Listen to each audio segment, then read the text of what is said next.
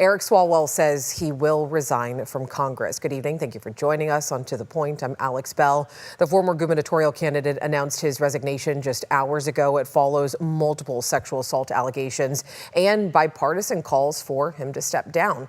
Swalwell posted on X saying, quote, "I am deeply sorry to my family, staff, and constituents for mistakes in judgment I've made in my past.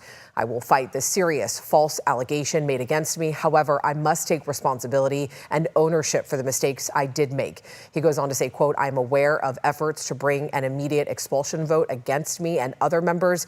Expelling anyone in Congress without due process within days of an allegation being made is wrong, but it's also wrong for my constituents to have me distracted from my duties," end quote. We do have team coverage tonight. ABC 10's Jenny Hubb breaks down what this all means for the California governor's race. But first, I want to bring in ABC 10's Becca Habegger, who joins us with a look at the multiple investigations that Swalwell is now facing. Yeah, Alex, Swalwell currently faces 3 investigations into his alleged conduct, though one will go away once his resignation from Congress becomes official. Tonight, these serious allegations are drawing sharp criticism from people who have considered Swalwell a close colleague.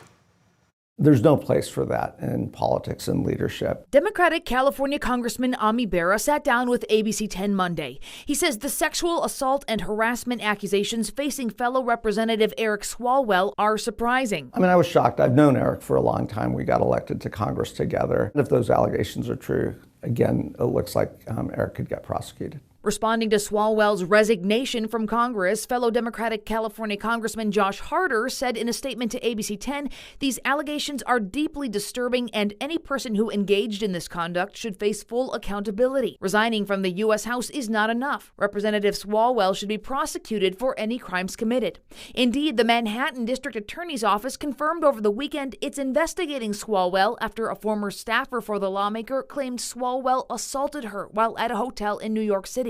Swalwell has denied the accusation. The U.S. Department of Homeland Security also confirmed over the weekend that, quote, "U.S. Citizenship and Immigration Services has been collecting information on the allegations involving Congressman Eric Swalwell hiring of a Brazilian national as a nanny without lawful work authorization. USCIS has referred this matter to DHS law enforcement for investigation. No one is above the law, including a member of Congress." The third investigation comes from the House Committee on Ethics, which said in a statement Monday, in part, that it's looking into whether Swalwell violated the Code of Official Conduct or any law, rule, regulation, or other applicable standard of conduct with respect to allegations that he may have engaged in sexual misconduct, including towards an employee working under his supervision. If he's no longer in Congress, does that investigation just go away? Yep, disappears. So the Ethics Committee only investigates sitting members of Congress. Sean Theriault is a professor in the government department at the University of Texas and an expert on Congress.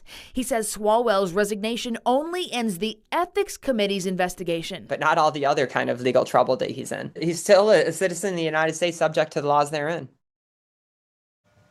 I think the next question a lot of people have is what happens to his seat now? Yeah, it actually could sit vacant until November. Under state law, the governor does not have to call a special election this late in the term, and he can't appoint a U.S. House of Representative. So the governor's office tells us he is looking into what the next options might be. Yep, something our team is obviously following very closely, so we'll bring you updates. Becca, as always, thank you so much.